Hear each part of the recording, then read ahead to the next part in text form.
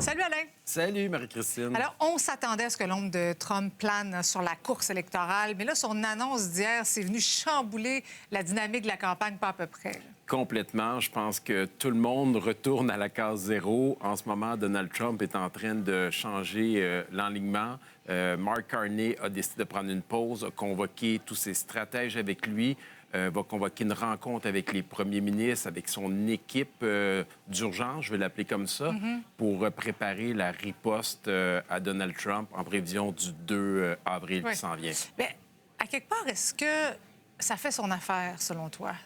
Bien, je pense que ça fait l'affaire de personne que notre économie soit attaquée, qu'on perd tranquillement un ami, un allié que nous avions avec les Américains.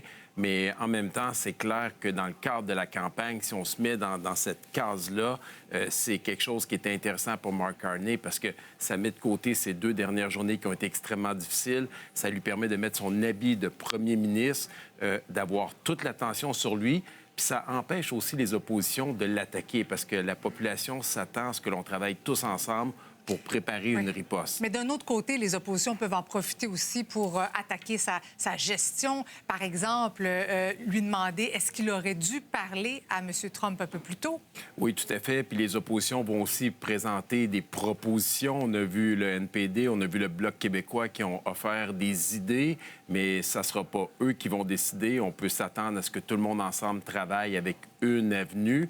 Et ça va être une opportunité aussi pour la population de voir comment Mark Carney se présente dans la position d'un premier ministre, parce qu'il a été premier ministre pendant 9 jours avant de tomber en élection.